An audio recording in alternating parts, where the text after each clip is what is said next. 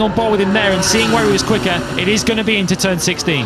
The message crystal clear then to Bagnaia from his team. The gap over the line, they say 0.3 of a second. It was just a smidgen under that. It was just under a quarter of a second.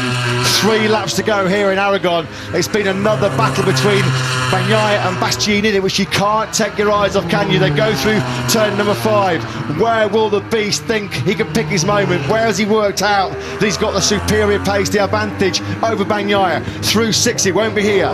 Yeah, he'll maybe try and surprise Bagnaia. Bagnaia will certainly be expecting it into turn 16. He's pretty close there through 7, but it's a pretty short squirt then up into the downhill braking of 8, and he stays behind him for now. We're on board. He looks a little bit wide there, but he gets it in. This is so close between the pair of them. We're talking thousandths of a second, a metre offline, and it could be the difference between victory and second place. 2.5 laps remaining here in Aragon, with a little bit of a squirm on that rear tyre for Bastianini as he got on the power to go up through turn number 11. They drop down the hill into turn number 12. That switch again there. You can see how hard Bastianini is having to work here to keep tabs with Bagnaia. He's desperate to be close enough into turn, or out of turn number 15 to slipstream him, isn't he? Here it comes, and on the inside. I thought he was going for it there. Now then, is this the move? Can he pick up some slipstream here? Then Bagnaia gets superb drive. He gets that medium Michelin rear tyre hooked up brilliantly. Here comes Bastianini though. Can he find a way through?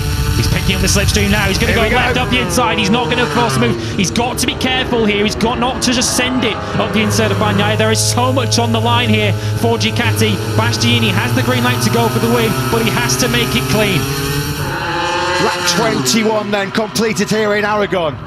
2 laps remaining, 10 kilometres of this Aragon circuit remaining, and it's still Bagnaia standing firm. Oh, here comes Aleix Espargaro then. His podium charge coming late. He gets on the inside of Brad Binder in the first corner. More vital World Championship points being collected here by the Spaniard. He will be within 17 points now of Fabio Quartararo with 5 races remaining. Yeah, Brad Binder won't have given up on that just yet. He tried to turn in to turn 1, but Aleix Espargaro just parked himself on the apex and said, you're going to have to let me have this one. So Aleix Espargaro now chasing that first podium since before the summer break, all the way back at the Catalan, well, before the Catalan Grand Prix. Of course, at Mugello he was last on the podium, Aleix Espargaro. It's been a long way, but what a time this would be to end that wait and get back on the podium. But back at the front, Bagnaia still clinging on. It was kind of 1-1, isn't it, in the battle between these two? It was Bastianini that had the upper hand in Le Mans, and then it was Bagnaia that took it after a great late race battle between the pair in Mazzano again as he tries to get the power down through turn number 11. There's a big head shake from Bastianini's GP21. Again, it's all about turn 15. Bagnaia's been able to pick up the throttle to perfection coming out of that tight left-hander and get the drive grip, despite the fact that we've got 22 laps now on that rear tyre. Can Enea Bastianini find a solution to this puzzle, to this conundrum? Will he be close enough this time around to slipstream and attack on the brakes into 16? I think he is. He's right up alongside once again, but again he just can't pull alongside into 16, and he doesn't want to make that move and send it, because again Ducati will not want to see either of these bikes, particularly the 63, in the gravel track. Maybe he'll have to go for the sneak attack into 15 rather than 16. He's got one more lap to try and find a way through it. You can see the headlines already, can't you? People at home will be thinking, well, are there team orders in here? Is Bastianini just playing the wingman for Pecco Bagnaia? I don't think he is. No. As Lewis mentioned, there were no team orders, we don't think, pre-race. Bastianini was given clear sweep to go for it. Now then, through turn 3, we are on the final lap here in Motorland Aragon. Will it be Bagnaia or will it be Bastianini? We saw this, didn't we, between Bagnaia and Marquez 1 year ago. What can Enea Bastianini do about Bagnaia ahead of him?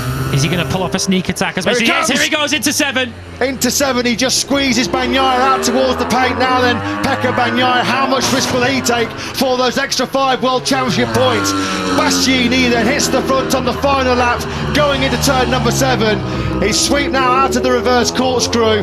Is Bagnaia going to go all in here for those extra 5 World Championship points for a historic 5th win in a row? They now wind up then towards turn number 12. This is one of the last overtaking places on this final lap. I don't think Bagnaia's going to be close enough. Can Bastianini get that Brazilian Ducati stop? Yes, he can. Because it's Bagnaia now who needs to try and solve the puzzle. It's him that now needs to try and get the drive out of turn 15 and try and attack into the final corner. Bastianini has so often struggled struggled to match it for the acceleration, but this time it's Bagnaia who needs to try and solve that problem. Just 2 corners to go.